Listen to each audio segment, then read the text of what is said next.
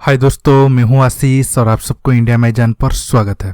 दोस्तों, भारत का नया जन्म सन 1947 में और आधुनिक साम्यवाद चीन का जन्म 1948 में हुआ था। शुरू में भारत चीन की हर प्रकार की मदद की थी। भारत उन देशों में पहला देश था जो 1950 में चियांग काई शेक की रिपब्लिक ऑफ चाइना ताइवान के साथ संबंध को खत्म करके माओ सेतुंग के people Republic of China PRC को मान्यता दी थी।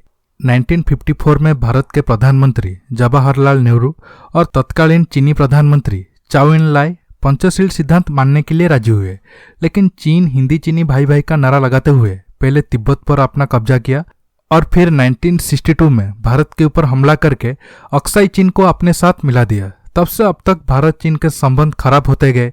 चीन कभी भी ऐसा मौका नहीं छोड़ा जब वो भारत को कमजोर और नीचा दिखा पाए। अब चीन इंडिया के साथ डायरेक्ट जंग करना नहीं चाहता है, क्योंकि चीन जानता है अगर वो हमारा 10 जवान को शहीद करेगा तो हम भी चीन के कम से कम 7 से 8 जवान को मार सकते हैं। जंग होने से नुकसान दोनों देशों को होगा, इसलिए चीन अब भारत के साथ 5th जनरेशन वार कर रहा है। चीन अब हमारी पानी, इकोनॉमी, मीडिया और पड़ोसी देशों को कंट्रोल करके भारत को कमजोर करना चाहता है। आज मैं ये सब पॉइंट के ऊपर डिस्कस करूंगा। जानने के लिए आप आखिर तक ये वीडियो को देखते रहिए और जितना ज़्यादा हो सके लाइक शेयर करना मत भूलिए। पहले आते हैं वाटर वार की तरफ। देखिए, जब भी भारत पाकिस्तान के बीच तनाव होता है, हमारे देश से हमेशा ये आवाज़ उठता है, पाकिस्तान की पानी बंद कर दो। जवाब में पाकिस्तान हमेशा कहता था, अगर भारत पाकिस्तान की पानी बंद करेगा तो चीन भी ब्रह्मपुत्र की पानी को रोक देगा। देखिए, भारत का पाकिस्तान की पानी को 100% रोकने के लिए कोई इरादा नहीं है, क्योंकि हमारी सनातन धर्म में दुश्मन को भी पानी पिलाना पुण्य माना जाता है। लेकिन चीन 2010 से ही ब्रह्मपुत्र के पानी को रोकने के लिए काम शुरू कर दिया है। देखिए, ब्रह्मपुत्र नदी दुनिया के सबसे लंबी नदियों में 29th पोजीशन पर है।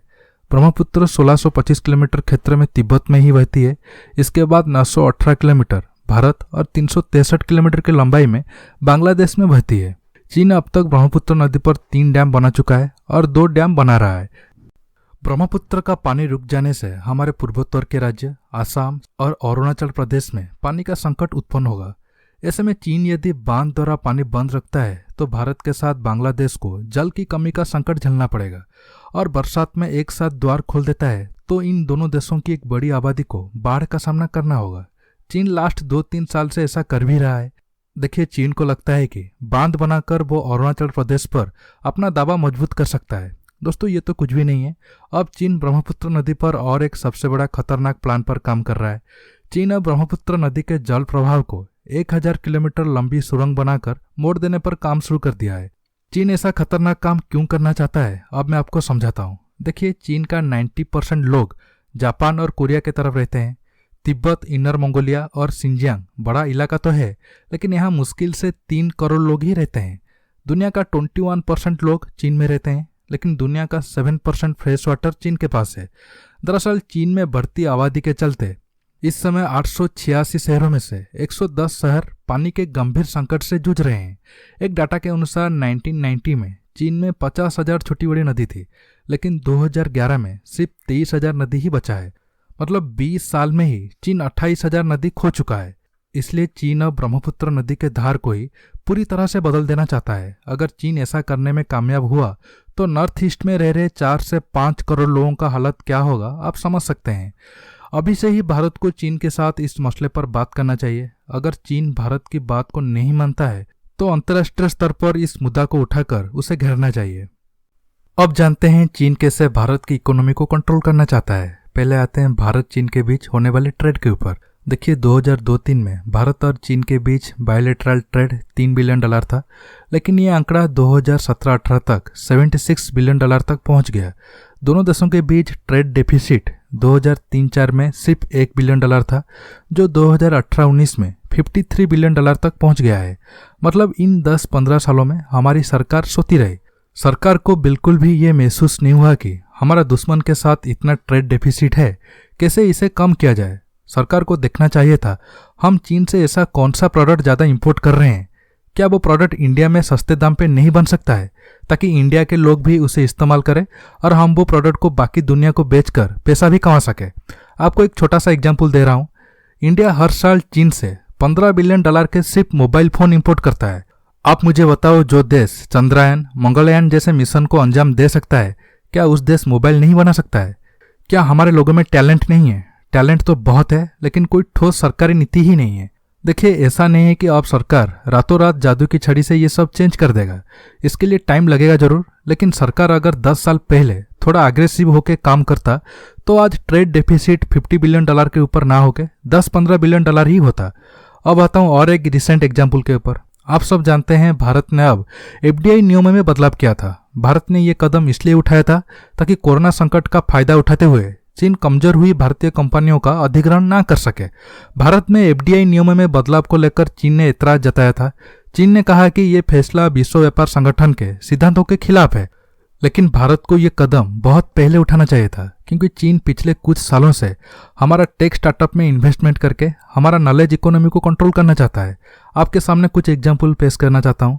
अब भारत में लगभग 30 बड़े टेक कंपनियों में से 18 कंपनी की मेजर स्टेक चाइनीज इन्वेस्टर के पास है, जैसे कि Big Basket, Byju's, Dream11, Flipkart, Hike, MakeMyTrip, OYO, Ola, Paytm, policy bazaar, Quikr, Snapdeal, Swiggy, Udaan और जोमेटो जैसे कंपनी। हाँ, इनमें से कुछ कंपनियों में चाइनीज इन्वेस्टर की स्टेक ज्यादा है तो कुछ में कम, लेकिन है जरूर।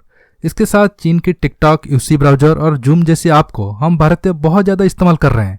चीन पैसा के साथ साथ हमारा डाटा को भी चोरी करके ले जा रहा है। हम और हमारा सरकार इस मुद्दे पर सो रहे हैं। अब आते हैं मीडिया के ऊपर। देखिए, आप सब जानते हैं, भले ही आज इंडिया में केंद्र सरकार में एक राष्ट्रवादी सरकार है, लेकिन कुछ राज्यों में लेफ्ट या कम्युनिस्ट आइडियोलॉजी वाला सरकार चल रही है, जैसे कि केरल, दिल्ली, वेस्ट बंगाल, झारखंड और छत्तीसगढ़ आदि। आज मीडिया से लेकर ब्यूरोक्रेट और कुछ यूनिवर्सिटी में लेफ्ट विचारधारा एक जहर की तरह फैल रहा है। ये सब लोग कार्ल मार्क्स, लेनिन और माओ जैसे साम्यवाद के नाम पर लाखों लोगों को मारने वालों को अपना आदर्श मानते हैं। खुद की देश और हिंदू धर्म और संस्कृति को नीचा दिखाना उनका पहला जॉब है। ये सब बहुत पहले से चल रहा है और अब कुछ सालों से चीन इसका फायदा उठा रहा है। कुछ दिन पहले ये रिपोर्ट आया था, चीन हमारी मीडिया में काफी रुपया इन्वेस्टमेंट कर रहा है ताकि उसकी छवि इंडिया में पॉजिटिव बना रहे। और अब आप सब देख और पढ़ रहे होंगे, देश में सो कॉल्ड बड़े बड़े रिपोर्टर चीन की दलाली कर रहे हैं और हमारे लोग भी ये सब बात को सच मान रहे हैं। आप ये वीडियो को देखने के बाद मेरा कमेंट चेक करना, बहुत सारे भारतीय लोगों की कमेंट मिलेगा जो चीन के सपोर्ट में होगा। ये सब वही लोग हैं जिन्हें गुलामी में रहना और देश के साथ गद्दारी करना पसंद है। इसके साथ चीन हमारे इंडिया में चल रहे नक्सल से लेकर नॉर्थ ईस्ट में इंसर्जेंट्स को फंडिंग और हथियार देता है ताकि ये लोग भारत को अंदर से खोखला कर सके। हालांकि ये सब अब काफी कम हो गया है। दोस्तों, ये 3 पॉइंट ज्यादा इंपॉर्टेंट था, इसलिए आपको टाइम लेकर डिटेल्स में समझाया। अब बाकी जो 2 पॉइंट है आप सब जानते हैं, इसलिए आपको शॉर्ट में समझा रहा हूं। नंबर 4, पाकिस्तान। देखिए, भारत के खिलाफ चीन का सबसे बड़ा हथियार है पाकिस्तान। चीन जानता है अगर भारत को ताकतवर होने से रोकना है तो उसे पाकिस्तान को भारत के विरोध में खड़ा करना होगा ताकि ये 2 देश आपस में लड़े और चीन आगे बढ़ता जाए। इसलिए चीन पाकिस्तान की मिलिट्री को स्ट्रांग कर रहा है और लोन दे के इकोनॉमी को कमजोर कर रहा है। जी हाँ, चीन पाकिस्तान को स्ट्रांग करना चाहता है, लेकिन अपनी शर्त पर, ताकि जब चीन कहेगा भूखने के लिए तब पाक आर्मी भूखे, और जब चीन कहेगा, छोड़िए मैं क्या कहना चाहता हूं, आप समझ गए होंगे चीन पाकिस्तान को क्या बनाकर रखना चाहता है। चीन जो सिपेक नाम का लॉलीपॉप दिखा के पाकिस्तान को लोन दिया था, आज लोन इतना ज्यादा हो गया है कि आज पाकिस्तान चीन को रिक्वेस्ट कर रहा है कुछ टाइम के लिए लोन माफ कर दो। लेकिन पाकिस्तान आर्मी भारत विरोधी आग में अंधा होकर इतना आगे जा चुका है कि अब उसके पास सिर्फ 2 ऑप्शन है, एक पाकिस्तान की बर्बादी या फिर चीन की गुलामी, जो भारत के लिए सही नहीं है। आखिर पॉइंट, चीन पाकिस्तान के साथ भारत की बाकी पड़ोसी देश नेपाल, बांग्लादेश, भूटान, श्रीलंका, म्यांमार से लेकर मालदीव तक देशों को अपने साथ लेकर भारत विरोध में इस्तेमाल करना चाहता है। भूटान को छोड़ दे तो बाकी सब देश थोड़ा बहुत चाइनीज इन्फ्लुएंस में है। नेपाल एक हिंदू देश और हमारा छोटा भाई होने के बावजूद वहां के ज्यादातर लोग भारत विरोधी है। इस तरह से श्रीलंका भी चीन की कर्जाल में फंसकर अब भारत की तरफ धीरे धीरे आ रहा है। बांग्लादेश को हम आजाद करवाए थे, आज वहां की सरकार तो एक तरह से हमारा दोस्त है, लेकिन वहां के लोगों में थोड़ा ज्यादा चर्बी हो गया है। वहां भी इस्लाम के कारण ये सब भारत विरोधी हो गए हैं। मालदीव में तो अब भारत समर्थित सरकार है, आगे क्या होगा पता नहीं है। देखिए, ये खेल ऐसा चलता रहेगा, कभी कुछ देश भारत के तरफ होंगे तो कभी चीन के तरफ, लेकिन भारत को ये नजर रखना होगा इनमें से कोई देश पाकिस्तान की तरह चीन का गुलाम ना बन जाए। दोस्तों, आज की वीडियो में बस इतना ही। ये वीडियो आपको कैसा लगा नीचे कमेंट करके बताइए। इस वीडियो को लाइक शेयर करने के साथ साथ मेरे चैनल को सब्सक्राइब करिए और सब्सक्राइब बटन के पास जो बेल आइकन है उसे प्रेस करना मत भूलिए ताकि आगे आप मेरा आने वाले वीडियो को मिस ना कर सके। दोस्तों रहता हूँ, बहुत जल्द एक न्यू टॉपिक के साथ मिलूंगा। नमस्कार, जय हिंद।